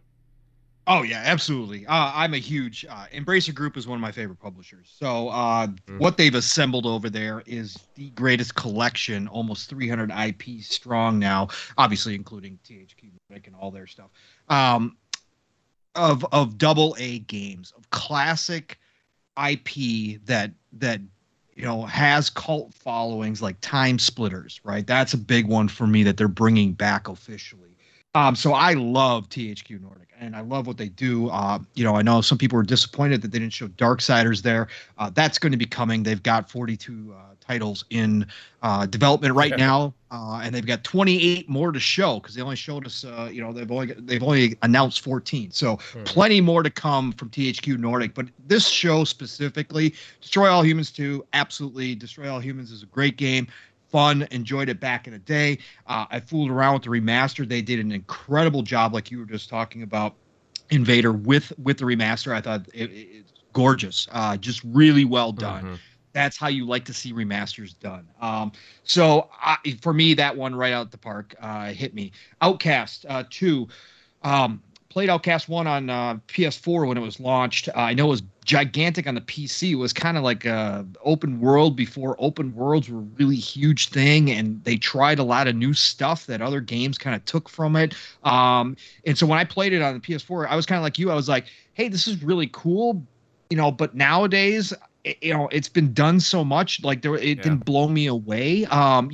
Like I said, I thought there was really some cool ideas in there. So I can't wait to see what they do with Outcast 2. To be honest, I do. This title's got me interested. I want to see where they go with it and what they bring to it this time. And obviously, just being on current gen, I can't wait to see, how much better it plays as a sequel than the original did when they brought it over. So for me, that one as well. And then, much like Centurion, Elix 2, that's huge. Again, I just said I'm a double A lover. Okay, I know some people, take them or leave them. Some people just absolutely despise it. Whatever the case may be, I play games that people consider junk. Okay, I play games that are 60 Metacritic because I don't care. Right, if something interests me, I'm going to play it. Elix is very, very good. It does have that double A quality, so there are issues with it. But from the standpoint of it coming from a smaller studio, the world building, the characters, awesome job. And some of the ideas, the different classes and skills that you can use in that game give you a completely different playthrough. I still have to beat the first one. I'm working through it. But now that they announced Elix 2, I'm even more excited to finish that one off. Because again, I think it is a gem. Again, if you look at if you go and look at the ratings, you're going to be like, "What? What are you kidding me?" Look, again, I don't play games that way. I play games that interest me, and that tends to be a lot of different games. And the double A genre gets overlooked a lot. So I'm just happy to see. Like I said, this is why Embracer Group's my favorite publisher, one of my favorite publishers right now, because they're making this double A selection of games actually viable to this industry, and it's an important part of the industry. The indies are great, triple A's are fantastic, but you still need those middling games too as well. And it gives developers that may not be ready for the big time yet a chance to continue to hone their craft, which is creating all these amazing worlds for us. And Elix 2 is one of those I've been looking forward to ever since it was first announced. So that definitely hit the spot for me. And again, I don't PC game, but I always like seeing the RTSs and that kind of stuff. So Expeditions Rome, it was fascinating to watch that game as well, and how much detail they're putting into it. And the decision making that they are talking about that they've put in that game is top tier. Now, whether or not it works, we'll have to wait and see, but it's top tier. Like they're talking about some small decisions that you make through the story that are going to affect you down the road in many different ways. I can't wait to see that, because I love when developers try to do that within a world. This was great to see. Again, I can't wait to see more. Waiting on the Time Splitters reveal. It's very, very, very early. They also picked up Kingdoms of Amalur IP, so I'm assuming they have designs to bring that back as well. Huge R.A. Salvatore fan here from a writer standpoint. Loved that game back in the day. The remaster was terrible. They didn't do anything, so for me that was a disappointment. But now that this is underneath THQ Nordic, I can't wait to see. I hope they do a sequel, a proper sequel or a spinoff or something of that game, because that game was underrated when it came out. Again, it didn't hit when they remastered it because they didn't do really much to it to bring it up to date. Had they done it, I think it would have captured a new audience, but they didn't. So we're here. But I can't wait to see what they do with that. They also picked up Carmageddon. Carmageddon was a fun, just fool around with game back in the day. They picked up that IP as well. So I'm assuming, again, that's part of these plans, these 42 IP that they have in development right now. So that would be cool to see come back to. Exciting times, man. I love these shows. Shows are awesome. Well, yeah, and like you said, just to add on to that, it's like they have Remnant, the Biomutant developer as well. Yep. And what else? Oh yeah, Embracer acquired recently a whole bunch of smaller studios like Ghost Ship Games, which did Deep Rock Galactic, 3D Realms. Yep. Yeah. And oh man, they got Gearbox now too, so which is crazy. Well, yeah, it's absolutely insane. So I mean, 300 IP, nearly 300 IP. That is a huge catalog. Would you say that? Okay, it's THQ Nordic, but like Embracer is becoming a big player in the industry. Oh yeah, absolutely. That's why they're gobbling up all this stuff, right? Again, the AA market, and again, Gearbox aside, they do have some bigger stuff in there, like you were talking about. But like a game like Biomutant, right? That's a AA game, right? It's from a small studio, unknown studio that came up with this fantastic idea, that turned out to be, and I know, again, people are divided on that one as well. To me, it's one of the better games that have come out recently. I love Biomutant. I love what they did. But yeah, I think Embracer Group is a power player because they are gathering up all this IP that may not necessarily be like, oh, wow, imagine that, they got this.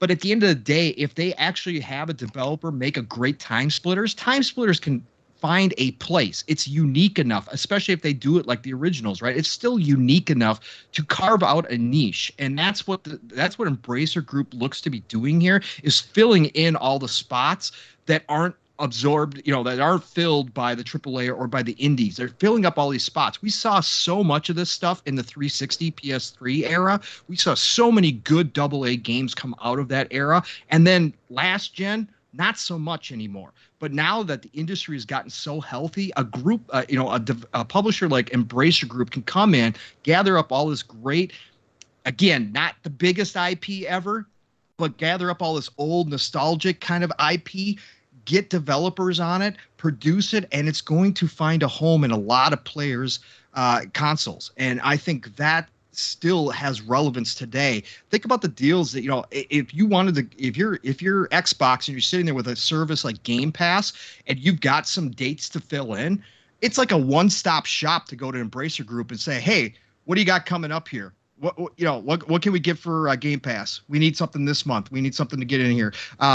Show us your list. What do you got coming up? It's like a menu. It's like a smorgasbord over there. So you can just order off that list. I think this is fantastic for the entire industry. I love seeing this. And like I said, I can't wait to see what else they bring us. So. Yeah, absolutely. KidSmoove, did you like anything that THQ Nordic showed off? Honestly, I completely missed the showcase, but I'm familiar with like THQ and all their stuff. Honestly, I haven't really been the biggest fan of any of the things that they've done. Lately, I like the throwback THQ and whatnot, but like I know they have a whole lot. I mean, talk about everybody complains about the acquisition the Xbox make, but THQ Nordic and Group, they've done crazy amounts of acquisitions, and I feel like they're responsible for the AA game market. But the thing is, there's nothing though. But when I come across a Nordic game or something like that, there's nothing really that really sticks out. I know they have some classic IPs that belong to. I think THQ originally owns Dead to Rights, right? I mean, that would be a nice, remake or remaster I would love to get my hands on. But there's not really anything from them to me that stands out that I felt like that I enjoyed that was above average or that sticks out. You know what I mean? It's like I don't know. I just have and they'll have big sales on the consoles like all the time. And I always find myself going through their list of games and nothing really sticking out that I actually want. I think their biggest are they responsible for? Do they have Darksiders? Yes. All right. I think that's the most recognizable in from them in my opinion. But honestly, I there's nothing like I saw the list that you sent to me of the games that were announced. I'm not even the biggest fan of Destroy All Humans. That was that's also a backlog game that I purchased, and it was I don't know when I'm going to pick this back up again. Well, that's true. I mean, again, not every game's for everyone. Not every, certain publishers only, make certain games. I will say, though, that, again, I mean, maybe not THQ, but, Embracer Group as a whole, I mean, they have a wide variety here. Even just looking at, some of the games that they announced, they have, 2 different strategy games, the MX versus ATV game, so, again, a bike game. Outcast third-person shooter, Destroy All Humans, open world, just blow everything up. Okay, the SpongeBob game, I have no idea, to be honest. I wasn't really looking at it all that much, but I saw some people actually excited for it. Color palette looks all right. But yeah, they have some interesting IP, even Pong Soul said, Elix 2. I remember Elix, and it got crapped on just for I think it was different bugs and whatnot. Again, it was a AA game, but they tried to, I think it tried to be AAA, but it was definitely a AA game. But with the backing of Embracer, I think they'll make a much better RPG, sci-fi open world RPG there. And they just touch upon a bunch of different things. Again, it may not be for everybody, but I think they do a good job of having a variety of titles. But yeah, overall, I mean, it's a smaller thing, a smaller showcase that they did, but I don't know, I think it's good. And like Pong said too, they have 28 titles in development. That's that's not a slouch, not a slouch at all. Shockley, buddy, anything catch your eye here? Yeah, not much. I was trying to pull that one back up here. I mean, Destroyer of Humans, I don't think I ever played that back in the day, or Borderlands. So I haven't touched a lot of the games that they own. Darksiders at the time it dropped, I haven't. Yeah, so not much, but I mean, it is funny when people keep saying if Microsoft requires I guess Take-Two, I think, was the big rumor going around that would be a monopoly. And it's well, when you have Embracer gobbling up, I think they have 50 studios or something. They're 70 now, 70 plus. They bought a lot. Yeah, it's buying up Take-Two that made what? One game in the past decade almost? Given that they made Red Dead and then that was pretty much it. I mean, I think they also make the sports, or they have half ownership in the 2K, well, they license. They got a whole lot actually. If you think about it, it's just that we only really know them for 2K. Yeah, Grand Theft Auto. On the Take-Two aspect, yeah, they have the basketball. Aren't they responsible for Borderlands? That's they published Borderlands. Oh, okay. Yeah. Oh, and Mafia as well. Does the IP belong to them? Because do they own the IP though? Same thing, BioShock. No, Gearbox does own the IP. But And they do they're have owned by Embracer, right? Yeah, Gearbox. Gearbox, yeah. yeah, but they do own But it's Mafia like- as well. Yes, they do own Mafia. Yes. And, Oh, and, okay. and Take Two also has like private division, but that's just another Mortius. That's another kind of like just, hey, we're going to publish your game and then profit off of it. Yeah. I don't know if they have any IP. Like, obviously, they don't own Outer Worlds, Yeah. even though they were the ones to first publish it. Oh, yeah. But yeah, I mean, that's where I think it's funny when I heard Embracer's name get thrown around, and then also like if they buy Take Two, it's a monopoly. I'm like, that's not. We don't know what a monopoly is then, because that is nowhere close to a monopoly. But yeah, I mean, either way, the consolidation is going to happen. So I get what people are saying, like, hey, shouldn't cheer on a consolidation. That's totally fine, but it's an inevitable. So it's happening whether Microsoft and Sony stay out of it. It's going to continue to happen. Now, whether you like what Embracer and Tencent are doing, or because they might be like in the sense like we've seen EA do this. They acquired quite a few different studios, and a lot of those studios. What studios that they have that are even open outside of the sports studios, and Respawn, who they just recently acquired. Well, like, also they still have BioWare, but like, gee, we've seen what's happened there. Well, and keep that in whole mind, mismanagement. Shock. Keep in mind they made a big splash by purchasing Codemasters. Yeah, that's true.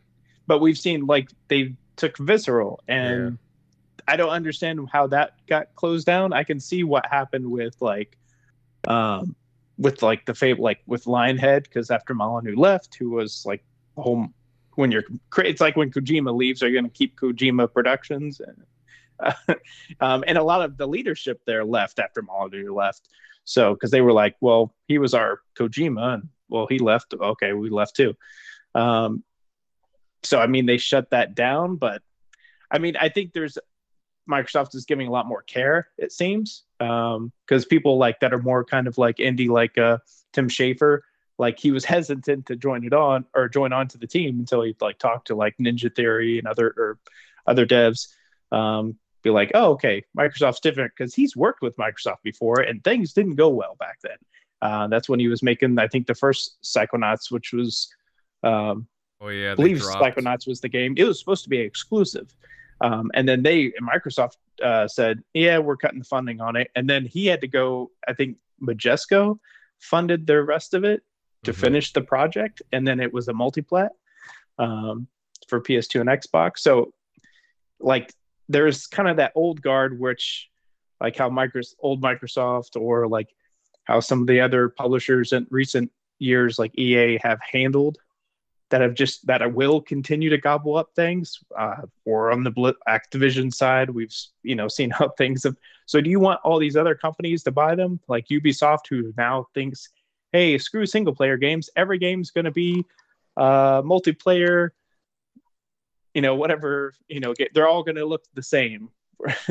Like, we like the Division, but hey, let's make all of our games like that from now on. It seems like where they're headed. So like, you have all these other companies that are going to just be looking at focusing on the monetarily like profiting off the games, which Microsoft's totally going to do as well.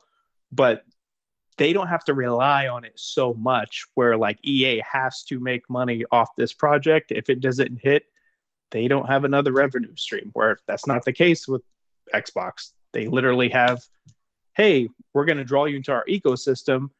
Cool. And we don't have to necessarily, we can release a Psychonauts 2 and not have to fill it with microtransactions and all these loot boxes and things that we feel we have to make money off of. Because guess what? Now that you're in our ecosystem, you're going to spend microtransactions on a ton of other stuff in our store. We're going to make the money off of you from Fortnite, from you playing those Ubisoft games that monetary the shit out of you. So I get it. You'd be taking away from like PlayStation. That's pretty much it, because Nintendo isn't making any console going forward, it seems that's going to be able to handle any of these games coming out this gen. We'll see with that. But outside of that, you still can play it on PC. You don't have to buy an Xbox. You still play it on PC or seems like any streamable, anything that can stream a video, you'll be pretty much be able to play. So, I mean, that part, I guess, sucks, but hey, PlayStation's already doing that. So imagine if, Microsoft wasn't doing any of this and buying up Bethesda. Sony would be buying up, and which it seems like they are. They're going to be, just think about every third-party game that's be coming out this gen. What I'm basically going to be looking at is this game have a time exclusivity to PlayStation? I'm expecting that like on almost every major third-party game that's going to be coming out this decade.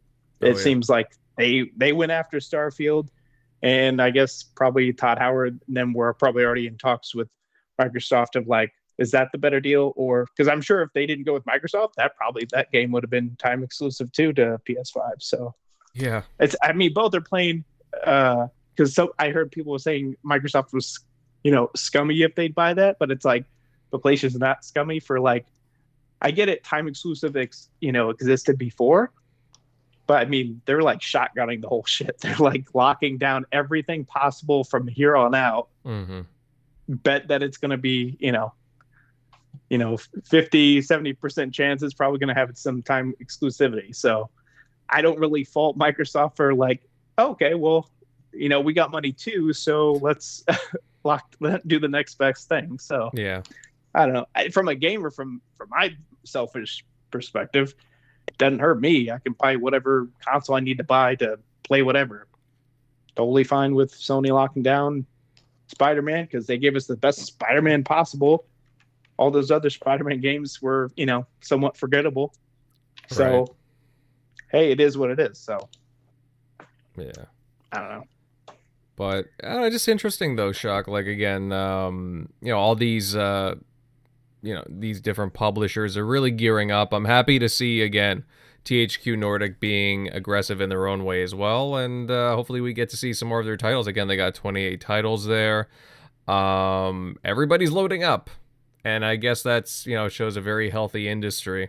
And I'm just really excited about like all more games coming into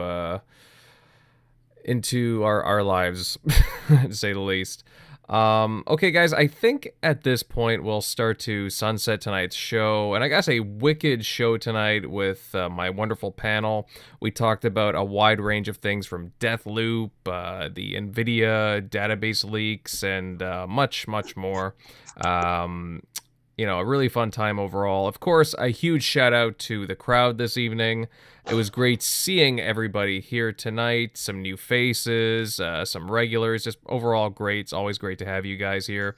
And if you enjoyed the discussions tonight, then consider leaving a like, subbing to the TXR channel, and hey, you know what? Share this out on your social media of choice, whether it be Twitter, so on. Just go for it, guys. Now let's go over to the outros and start off with our wonderful, wonderful guest this evening, KidSmoove, buddy. Hey, it was great to get you on here finally. We've been meaning to have you on for a while, and again, it was just great to hear your opinions on Deathloop and more. Where can everybody follow you at? You can follow me on Twitter at KidSmoove, KidSmoove. You can also follow me on YouTube. I should have some videos coming out soon. Some videos related to Deathloop, Psychonauts 2, and some other upcoming games. But whenever please do. Thank you guys for having me once again. Hopefully I get you guys on the podcast I actually host. Because I know you guys know me from Weapon World, but I do host a podcast every Wednesday, Planet Xbox Podcast. So it's another like Xbox based podcast as well. So, but thanks again for having me. Yeah, of course, and everybody check out his details for sure. Moving on up here, Pong Soul Buddy. Hey, really enjoyed your takes. It was great having you on again. Again, your knowledge is very in depth, and I like your perspective. Where can everybody follow you at, my friend? Oh man, appreciate you so much for thinking of me and getting me back on here, man. Love what you guys do here, Kid. It was great to be on a show with you again. Always love your opinions and what you got going on as well. So this was fantastic. You guys find me Pong Soul everywhere, Xbox, Twitter. Find me obviously Tuesdays over on Mr. Boomstick's channel, Double Barrel Gaming for Xbox Factor Podcast. At 12 p.m. Eastern, and then Friday nights Xbox Ultimate over on Fun Speculations channel with AKA Mav and the Magnificent Seven over there, 9 p.m. Eastern time, and then Saturday mornings the Living Split Screen. My brother from another steel, Rain, and I rocking out every Saturday morning, 10 a.m. Eastern. So find us there. Split Screen is all one word. And then Saturday nights, the Shop Podcast with PTK Blam and the crew, 9 p.m. Eastern over there as well. But again, appreciate the invite. Love speaking with you guys. Centurion, Shockley, awesome to be here with you as well. And can't wait to get back on. But man, play what you love what you play. It's the golden age of gaming, and we will talk to you all real soon. All right, good stuff, bud. Good stuff. Moving on over to the TXR regulars. Shockley, buddy. Hey, good stuff tonight, as per usual. Where can everybody follow you at? Yeah, as always, you can find me at ShockNero on Twitter, Easy Shock on Xbox Live. But yeah, thanks for stopping by. Looking to probably get into finish that Tales of Arise. If you played Final Fantasy VII Remake, it kind of has that style combat. So that one's pretty cool. But man, did they have some crazy microtransactions in that game. But that's Namco Bandai for you. So anyone that's played the recent DOA their live game knows what I'm talking about. But yeah, thanks for stopping by. Interesting. Yeah, I gotta check that out since it's on Game Pass. And next up, Centurion, buddy. Hey, always good commentary coming out of you, pal. Where can everybody follow you? Yes, it was a great show tonight. Thank you to both our guests showing up. And definitely for those who want to find me, please follow me at Centurion1307 on YouTube, Xbox Live, and Twitter. You can find me every Saturday night on the Shop Podcast, kicking it with PTK Blam and my brother Pong Soul and the other great gentleman over there. And also you can find me right here every Sunday night with all these amazing gentlemen right here on the TXR Podcast. Too kind, my friend, too kind. Well, you know what, to round out the group, this is Invader, and you guys can follow my content over on YouTube at Invader Gaming. I'm also on a whole number of different content creation sites like BitChute, Minds, and so on. Follow me there under the same name, Invader Gaming. Great time tonight, folks, and we look forward to seeing you all here next Sunday. Until next time, later.